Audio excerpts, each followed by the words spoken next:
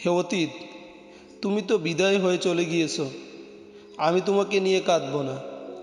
তোমাকে স্মরণ করলে বা তোমার কথা মনে করলে তুমি তো আমাকে আর দেখতে আসবে না, এমনই এক মুহূর্তের জন্যও না। কেননা তুমি তো আমাকে ছেড়ে চিরদিনের মতো বিদায় হয়ে চলে গিয়েছ। হে ভবিষ্যৎ, তুমি অজ্ঞাত, অজানা ও অদৃশ্য জগতে আছো। সুতরাং আমি তোমার কল্পনায় বিভোর হব না। আমি ভবিষ্যৎ নিয়ে আগেভাগেই মাথা ঘামাবো না, কেননা ভবিষ্যৎ কিছুই না, এবং এমনকি তা এখনও সৃষ্টিই হয়নি। যারা পরিপূর্ণ জাঁকজমক ও চমৎকারভাবে জীবনযাপন করতে চায় তাদের জন্য সুখের অভিধানে সর্বাপেক্ষা গুরুত্বপূর্ণ কথা হলো, আজই আমার শেষ দিন। আপনি যখন সকালে জেগে উঠবেন তখন সন্ধ্যাকে প্রত্যক্ষ করা আশা করবেন না, বরং এমনভাবে জীবনযাপন করুন যেন আজই আপনার শেষ সকাল। গতকাল ভালোই আর মন্দে কেটে গেছে, আর আগামীকাল তো এখনো আসেনি। আপনার জীবনকাল মাত্র একদিন।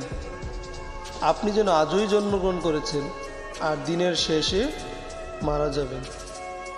এই মনোভাব থাকলে আপনি অতীতের সকল দুশ্চিন্তা ও ভবিষ্যতের সকল অনিশ্চিত আশা নেশায় ব্যস্ত হয়ে থাকবেন না। কেবল আজকের দিনটির জন্যই যেন বেঁচে থাকবেন। সারাটা দিন আপনার উচিত জাগ্রত হৃদয়ে প্রার্থনা করা, বুঝে শুনে কোরআন তেলাওয়াত করা, মহান আল্লাহকে অধিক পরিমাণে স্মরণ করা, প্রতিটি দিনেই আপনার কার্যক্রমের ভারসাম্যতা বজায় রাখা, তাকদীরের প্রতি সন্তুষ্ট থাকা এবং আপনার স্বাস্থ্য ও বাহ্যিকৃতি তথা সাজসজ্জা, রূপচর্যা, বেশভূষা, পরিষ্কার পরিচ্ছন্নতা ও পোশাক পরিচ্ছদ সম্বন্ধে সতর্ক থাকা উচিত। যারা কোরআন তেলাওয়াত করার সময় পান না তাদের জন্য একটি পরামর্শ হচ্ছে, পুরুষগণ প্রতিদিন প্রতি ওয়াক্ত নামাজের কিছু সময় আগে মসজিদে চলে যান ও জামাতের পূর্বকার অতিরিক্ত সময়টুকু কোরআন তেলাওয়াতে অতিবাহিত করুন। আর মহিলারা প্রতিদিন প্রতি ওয়াক্ত সালাতের পর কিছু সময় সালাতের জায়গায় বসে কোরআন তেলাওয়াত করুন। দিনের প্রতিটি মুহূর্তকেই সঠিকভাবে পরিচালিত করুন বা যথাযথভাবে কাজে লাগান, যাতে করে আপনি কয়েক মিনিটে কয়েক বছরের ফায়দা এবং কয়েক সেকেন্ডে কয়েক মাসের ফায়দা হাসিল করতে পারেন।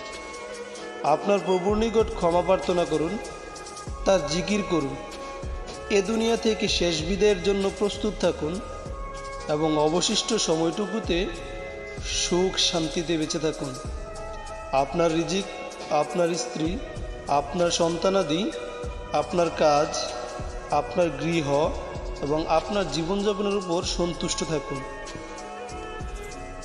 কোরআনে সূরা আল আরাফের 144 নম্বর আয়াতে আল্লাহ তাআলা বলেছেন, খুয মা আতাইতুকা ওয়া কুম মিনাশ শাকিরিন।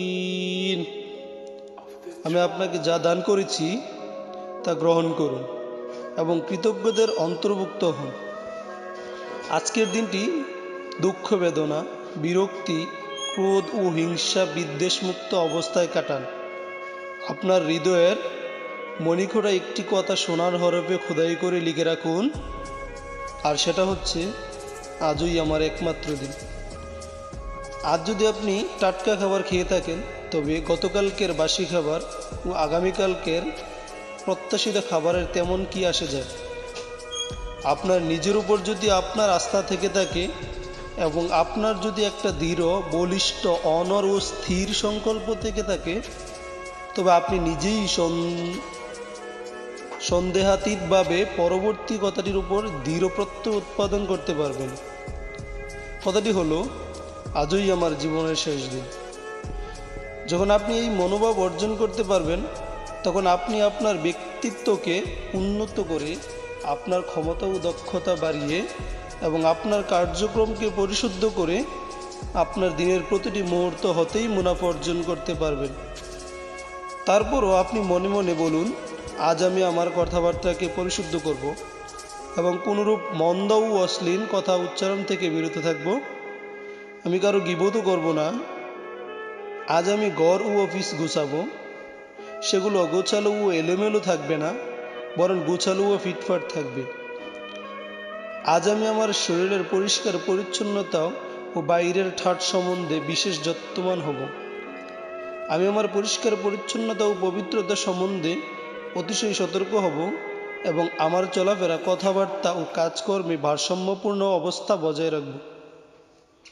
আজ আমি আমার প্রতিপালকের প্রতি অনুগত থাকতে, সম্ভাব্য সর্বোত্তম পদ্ধতিতে সালাত আদায় করতে, অধিক নফল ইবাদত করতে, কোরআন তিলাওয়াত করতে এবং উপকারী বই পুস্তক ও ভালো কিতাবাদি পড়ে আপ্রাণ চেষ্টা করব। আজ আমি আমার অন্তরে ভালো কাজের বীজ বপন করব এবং অহংকার, হিংসা, বিদ্বেষ, ভণ্ডামি, কপটতা ও মুনাফিকির মতো মন্দ কাজের মূলোৎপাটন করব। আজ আমি অন্যদেরকে সাহায্য করার তথা রোগী দেখতে যাবার, জানাজার সালাতে উপস্থিত হবার, পথহারাকে পথ দেখানোর এবং ক্ষুধার্তকে খাবার খাওয়ানোর চেষ্টা করব। আজ আমি মজলুমের পাশে দাঁড়াবো।